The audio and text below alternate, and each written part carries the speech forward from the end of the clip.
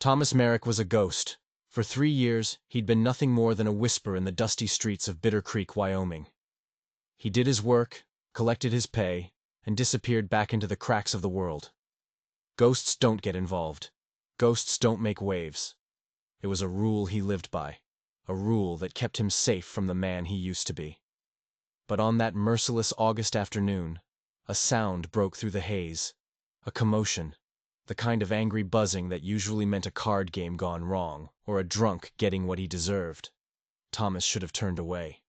He should have melted back into the shadows where he belonged. He didn't. Instead, his boots carried him toward the marshal's office, toward a crowd that was growing uglier by the second. And in the center of it all, he saw her.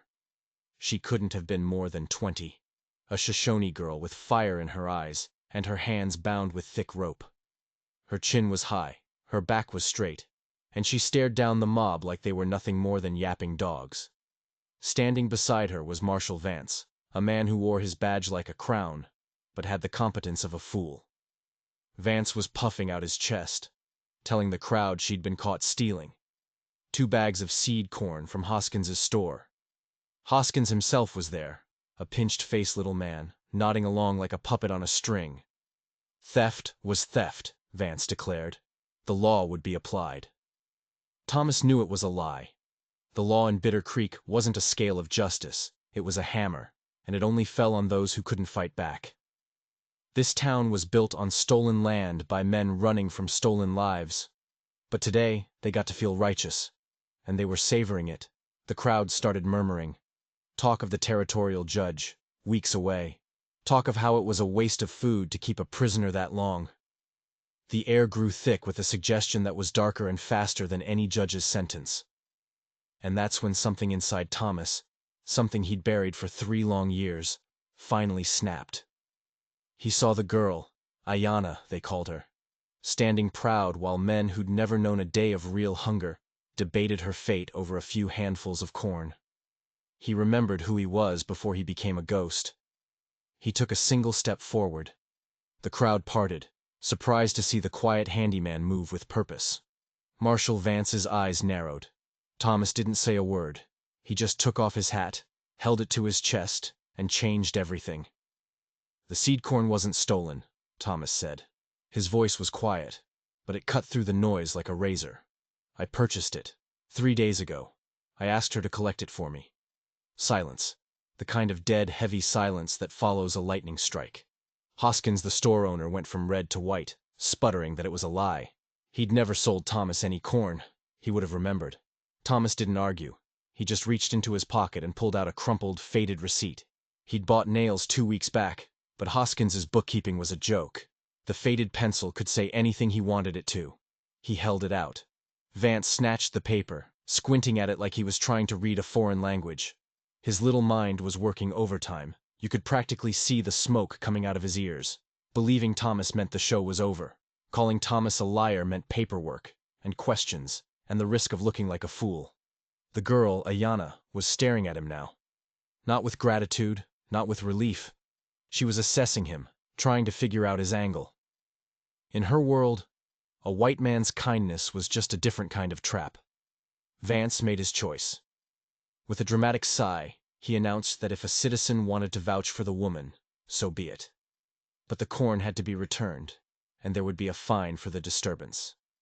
Thomas agreed before the words were even out of the marshal's mouth. The marshal untied Ayanna's hands, the crowd grumbled and started to break up, their entertainment spoiled. Hoskins scurried back into his store like a rat, and suddenly Thomas was standing alone in the middle of the street with the girl he'd just saved. She looked him up and down, her dark eyes missing nothing. "You are a fool or a liar," she said, her voice clear and sharp. Probably both. Thomas almost smiled. She wasn't wrong. He gestured toward the edge of town, away from the prying eyes, and they walked. The sun beat down, the dust rose with every step, and the only sound was the buzz of cicadas. When they were clear of the last building, she stopped and turned to him. The bags of seed corn lay in the dirt where Vance had dropped them. "Why?" she asked. It wasn't just a question. It was a challenge. Why lie? Why risk everything for a stranger? He could have given her a dozen easy answers. But he was tired of easy answers. He was tired of being a ghost. For 3 years, he said, the words feeling strange in his mouth. I've been someone else. Someone smaller. Today, I remembered who I was before, and I didn't like the man I'd become. Her expression didn't change. She asked if he wanted payment, gratitude, something else. The question was a test. Trust was a currency she couldn't afford to waste. Nothing, he told her, and he meant it. The lie is my problem now, not yours. She let out a short, humorless laugh. She asked if he truly understood what he had done. He hadn't just told a lie. He had tied his fate to hers. From now on, his word was measured against her actions. He had made himself responsible for her without even knowing her name. He just nodded. He was starting to understand that hiding from the world wasn't peace. It was just cowardice with a different name. She picked up the bags of corn, hefting them easily. She told him her name was Ayana.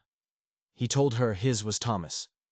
For a moment, they were just two people at the edge of a broken-down town, caught in something neither of them understood. Be careful, she warned, her voice low. Hoskins is a snake with a long memory, and Marshall Vance will never forgive you for making him look weak.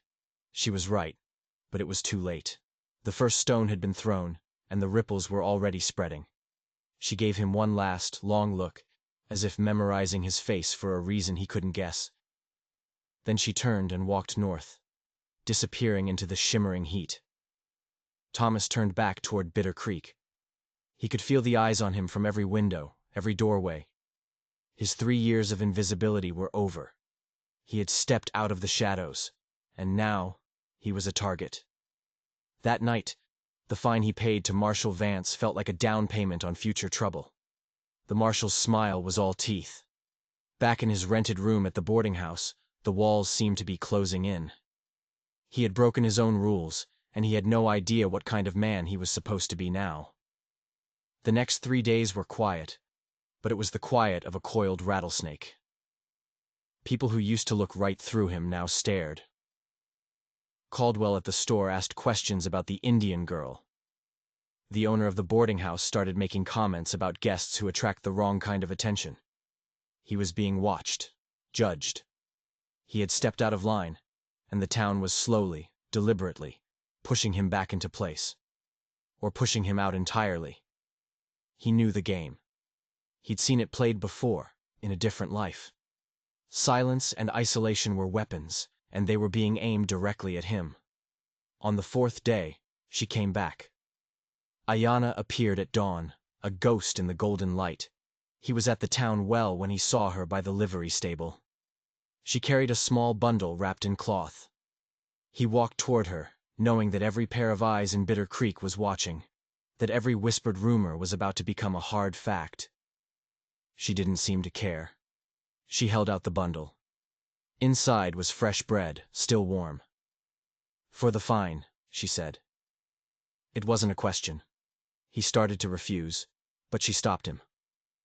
To accept help without returning, it was to create a debt, she explained. And debt was another word for chains. It was better to settle the account. He took the bread and ate a piece. It was dense and real, food made to sustain, not to impress. As he ate, something in her guarded expression softened just for a second. She told him about her people. 15 families, holding on by a thread, refusing to die slowly on a barren reservation. They chose hunger and freedom over government rations and chains. She wasn't asking for pity. She was just stating the facts. Then she turned the tables. She started asking him questions. Where did he come from? What was he running from? The questions he'd spent 3 years dodging. And for the first time, he answered. He told her about a life back east, a life of wealth and privilege, a future mapped out for him since birth, a future built on a foundation of pure cruelty, of progress that crushed anyone who stood in its way. He told her how his family's fortune was built by a railroad that had ripped through the country, displacing thousands, including, he was starting to suspect, people just like hers. He'd tried to change it from the inside. He'd tried to fight. But the system was a machine, and it was designed to protect itself. so he'd walked away. From the money, the name, the man he was supposed to be. He came west to become no one, hoping to find some kind of peace in being invisible. "Did you find it?" she asked, her eyes searching his. "I found emptiness," he admitted. "And I'm not sure I know the difference anymore." A real smile touched her lips then. A flash of light in the dawn. "You are a fool," she said, "but maybe not a liar. As the town woke up around them, they talked. Two people from different worlds, discovering they spoke the same language of loss and defiance. They were both survivors of systems designed to crush them. When it was time for her to leave, she thanked him again. But her thanks was laced with another warning. The trouble wasn't over. It was just beginning. As he walked her to the edge of town, he could feel the curtains twitching in every window. The invisible man and the Indian girl. A story the town was already writing for them. Before she left, she reached out and her fingers brushed his hand. A small, simple touch that felt heavier than stone. She told him her people had a word for a debt that couldn't be repaid with bread or money. He had claimed responsibility for her. He had created a bond. He didn't understand. But he nodded. He turned back to face the town. The whispers. The cold stares. The ghost was gone for good. In his place stood a man with a target on his back. And he had no idea the storm that was about to break. The next week felt like holding your breath underwater. The pressure just kept building. Marshal Vance made it a point to be wherever Thomas was working. A silent, uniformed threat. Hoskins, the store owner, was spreading stories, twisting the incident with the seed corn into a grand conspiracy. The town took its cue.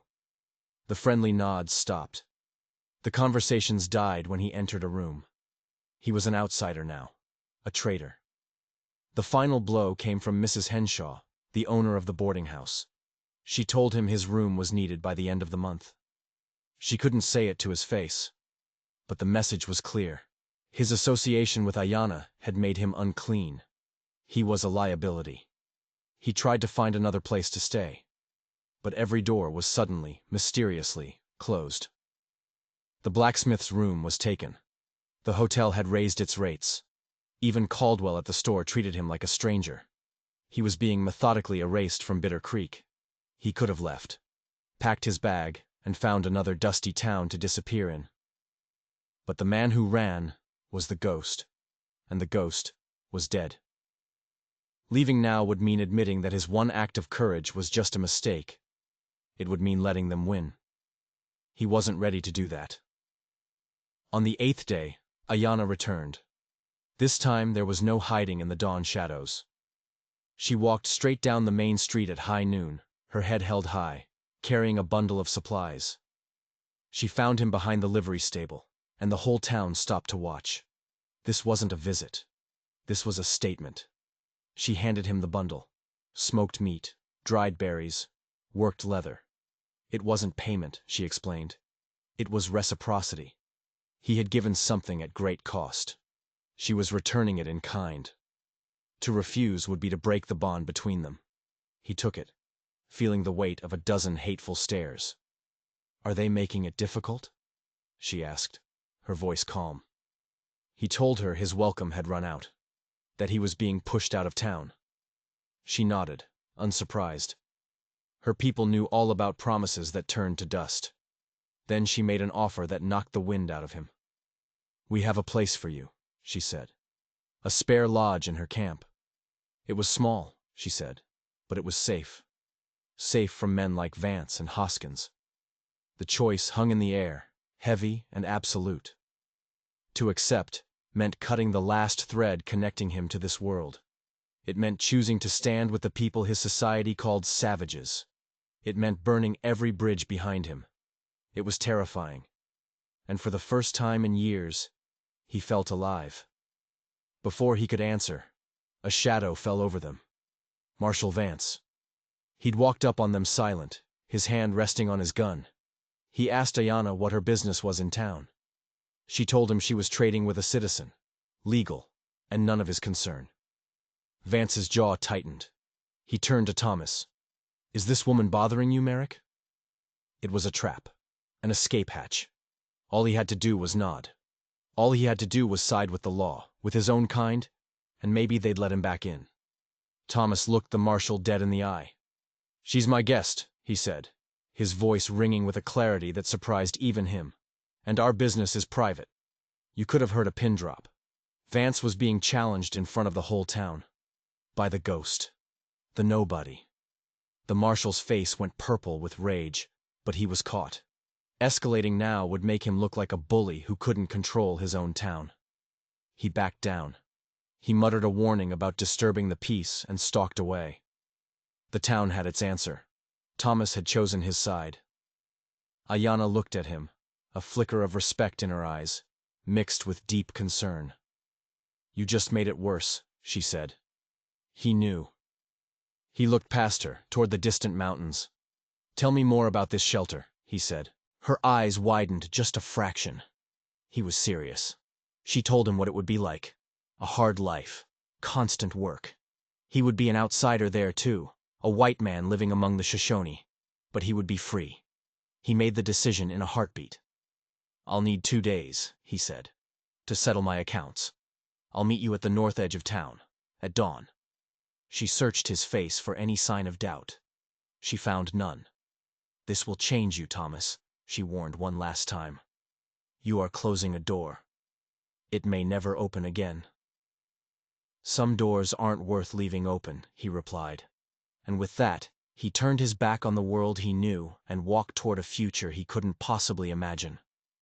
The next 2 days were a blur of cold shoulders and closed doors. Settling his affairs in Bitter Creek was like attending his own funeral. Mrs. Henshaw watched him pack his single bag with a look of pure disgust. Caldwell at the store counted out his change without meeting his eyes. The whole town treated him like he was already dead. Word spread like wildfire. Thomas Merrick, the quiet handyman, was going to live with the Indians. It was the biggest scandal Bitter Creek had seen in years. He was a fool, a traitor, a man throwing his life away. On his last night, he slept in the livery stable, having been thrown out of the boarding house a day early. Lying in the straw, listening to the horses breathe, he felt a strange mix of terror and exhilaration. He was leaving a life of quiet desperation for what? He had no idea. But for the first time, he felt like he was moving forward, not just hiding. Dawn came, cold and gray. He walked through the silent streets for the last time. He was already a ghost again. But this time, it was by their choice, not his. Ayanna was waiting for him, a still, patient figure against the rising sun. She looked him over. One last chance to turn back. He didn't. He just picked up his bag and followed her north. They walked for hours, leaving the scar of Bitter Creek behind them until it was swallowed by the landscape. The world opened up, vast and wild. Ayanna moved with an easy grace, a part of this land in a way he could never be. She pointed out things he couldn't see. A hidden spring, a trail left by deer, the subtle shift in the clouds that promised rain. They were from different worlds, but out here the silence between them was comfortable. It was a silence of understanding, not of avoidance. Around midday, she stopped him. "Are you sure?" she asked, her gaze direct. "The camp. It will be harder than you think. You will be tested." "Certainty is a luxury," he said. "But I'm committed." A smile flickered across her face. "You are learning," she said. They reached the camp in the late afternoon. It was a small collection of lodges nestled in a river valley, a tiny spark of life in the vast wilderness. As they approached, people emerged, their faces a mixture of curiosity and deep suspicion. A white man was coming into their world. And he wasn't here to trade or to preach. He was here to stay. An old man stepped forward, his face a roadmap of hardship and wisdom. Ayanna whispered his name, Napesi, the headman. He didn't rule by force, but by respect. Napesi spoke to Ayanna in their language, his eyes never leaving Thomas. Finally he turned to Thomas and asked, in clear English, the question that was on everyone's mind. "Why?" Why would a white man leave his own kind to join a people who were being hunted and starved? Thomas told him the truth. He told him about being a ghost, about the choice he made, about how helping Ayanna had woken something up inside him. He wasn't here for charity. He was here because he was done running. Nepisi listened, his expression unreadable. He said that trust was the most valuable thing they had, and it was not given lightly. But Ayanna had vouched for him. So Thomas would be given a chance to prove he was not a burden, or a threat, or a spy. He was shown to a small, empty lodge. As he stood inside, the reality of his choice crashed down on him. He had traded everything he knew for this small circle of hide and wood. Ayanna appeared at the entrance with an armload of firewood. "They will watch you," she said, her voice low and serious. "Every move you make, every word you speak. I opened the door for you, Thomas, but you are the one who has to walk through it." The first week was brutal. The work was back-breaking, from dawn until dusk. His hands, soft from odd jobs, were blistered and raw. His body ached in ways he didn't know were possible. But the physical pain was nothing compared to the social challenge. He was an alien. Every gesture, every word, was a potential mistake. Speaking too much was arrogant. Speaking too little was insulting. He was navigating a minefield of customs he didn't understand. Ayanna was his guide. She taught him the unspoken rules, corrected his mistakes, and explained the delicate balance of their society. Slowly, he started to learn. He also discovered he had skills they could use. He could read and write, a powerful tool when dealing with the few traders who would do business with them.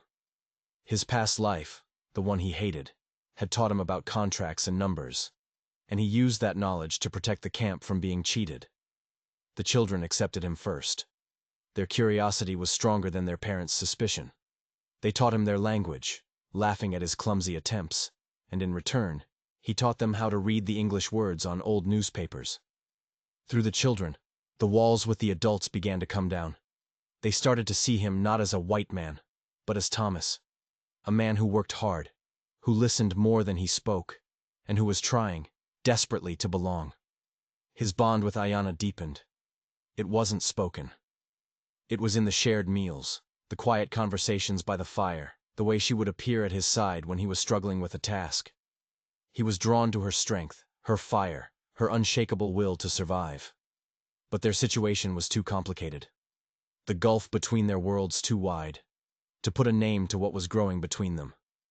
He had been in the camp for 3 weeks. He was starting to feel like he might actually make it. And that's when he saw the riders. 6 of them, appearing on the ridge at high noon. They were led by Marshal Vance, his badge glinting like a single evil eye in the sun. Beside him rode Hoskins, a smug, vengeful look on his face. Trouble hadn't followed Thomas. It had hunted him down. The camp moved with a quiet, practiced urgency. Men faded back toward hidden weapons. Women and children disappeared into the lodges. Nepisi stepped forward, flanked by 2 warriors, his body language radiating a calm he couldn't possibly feel. Vance didn't waste time with pleasantries. He yelled that he was there for a fugitive, a man named Thomas Merrick, wanted for theft, fraud, and a list of other crimes he was inventing on the spot. It was a lie. This wasn't about the law. This was revenge. Vance was here to drag him back to Bitter Creek and make an example of him. And no one in that town would ask any questions when the fugitive tried to escape and was shot in the back. Thomas felt Ayanna's hand on his arm, a silent warning. He stepped forward before Nepisi could speak. "I'm Thomas Merrick," he said calmly. "What are the charges?"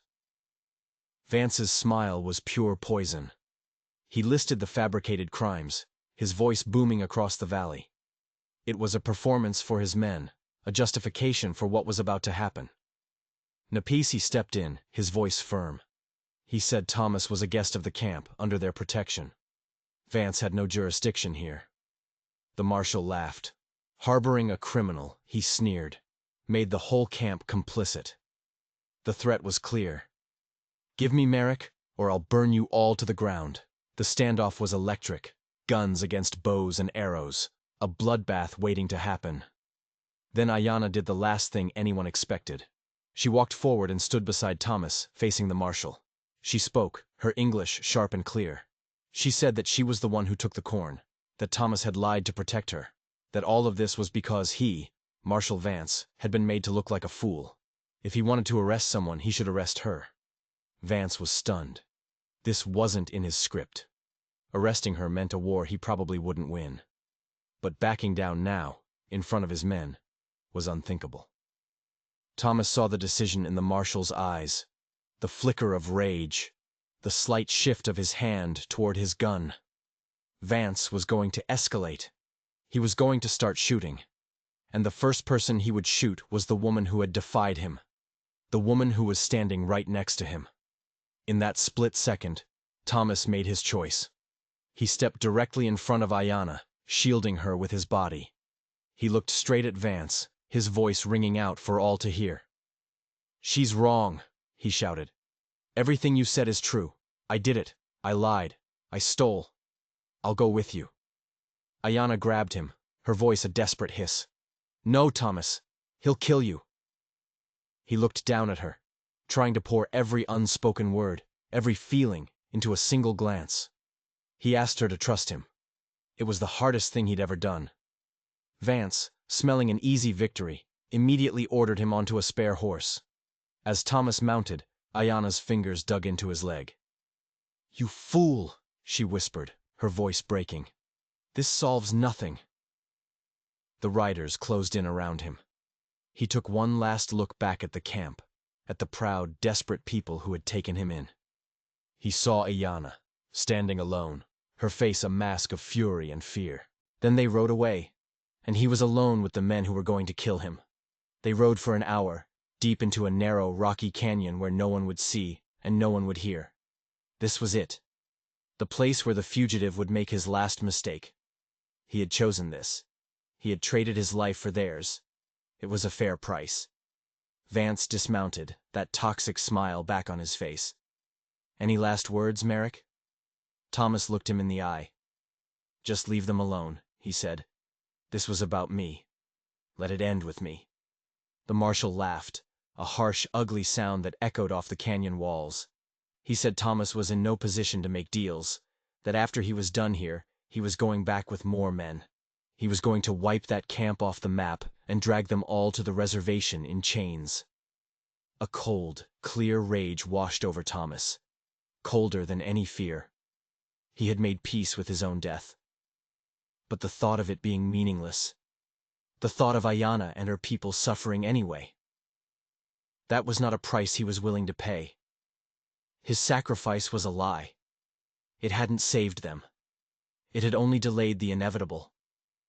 And in that moment of pure, cold clarity, the ghost died for good. And the man he was born to be took over. Before Vance could blink, before any of the other men could even process what was happening, Thomas slammed his heels into his horse's ribs. The animal screamed and lunged forward, smashing directly into the marshal, sending him flying into the dust. Thomas wrenched the reins, spinning the horse toward the mouth of the canyon. Shots exploded behind him. Bullets screamed past his head, chipping stone from the canyon walls. He flattened himself against the horse's neck, the wind tearing at him, the world a blur of rock and sky. He had surprise on his side, and he had something more powerful than guns. He had a reason to live. He pushed the horse harder than he ever thought possible, leaping over rocks, skidding through loose gravel, a desperate, frantic race for his life. Behind him, he could hear Vance screaming orders, but it was too late. He was a phantom, a blur of motion disappearing into the broken land. He rode until the horse was trembling with exhaustion, until the sun began to set, until the sounds of pursuit faded into nothing. He was alone, lost in the wilderness. No food, no water, no plan. But he was alive, and as long as he was alive, there was still a chance. Guided by the stars, he made his way back. He staggered into the camp at dawn, half frozen and barely conscious, to find them armed and waiting for a war. They had expected Vance to return. They were ready to die fighting. Ayanna saw him first. She ran to him, catching him as he slid from the exhausted horse, her face a storm of disbelief, relief, and pure, incandescent rage. She dragged him into her lodge and worked on his wounds, all the while yelling at him in Shoshone and English. She called him a fool, an idiot, a man who thought dying was a solution. Her hands were gentle, but her words were fire.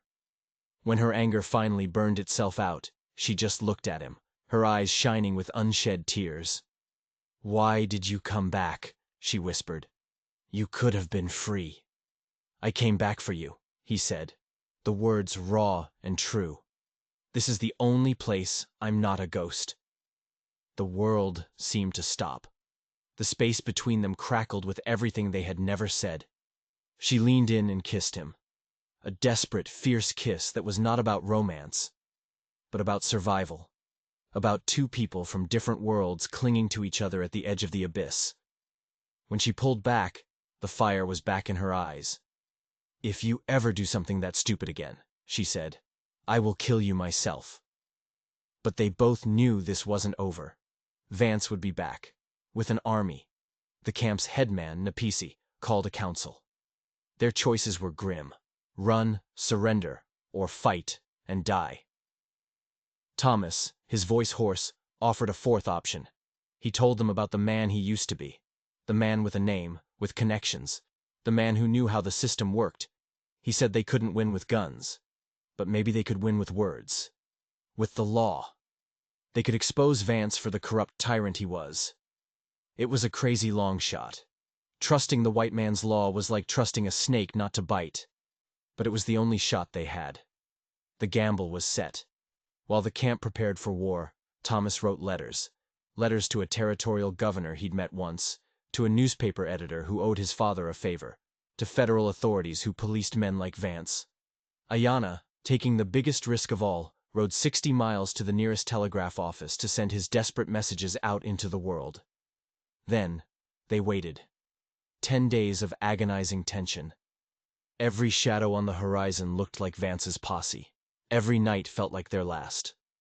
On the 10th day, riders were spotted. But they weren't from Bitter Creek. They wore the uniforms of federal marshals. Thomas's letters had worked. An investigation was launched, and it was swift and brutal. Vance wasn't just a bully, he was a cancer. His corruption ran deep, from land grabs to extortion. Thomas's accusations were just the tip of the iceberg.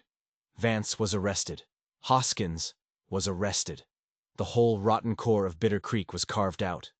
The territorial governor, shamed by the stories now appearing in Eastern newspapers, issued a formal guarantee that Ayanna's people would be left in peace, their land rights secured. The war was over. They had won. The morning after the news arrived, Nepisi gathered the entire tribe. He called Thomas to stand before them. He spoke of how Thomas had risked his life for them, not once, but twice. How he had used the enemy's own weapons, words and laws, to save them. How he had earned his place among them. Then, the old headman did something that stunned Thomas to his core. He bowed his head low in a sign of the deepest respect, and one by one, every man, woman, and child in the camp did the same. They bowed to the lonely man who had taken the blame, the ghost who had become their protector. Ayanna stood beside him and took his hand. Her whisper was for him alone. "You are not one of us, and you are not one of them," she said. "You are a bridge between worlds, Thomas, and that is something far more rare." He had come to this land to disappear, to become nothing. But in fighting for them, in choosing to be seen, he had found the one thing he thought he'd lost forever: himself. He and Ayanna built a life on that bridge, a life of respect and a love born from fire and loyalty. The lonely man had found his home. If you enjoyed this story of courage and redemption, make sure you hit that subscribe button, because you won't want to miss what's coming next.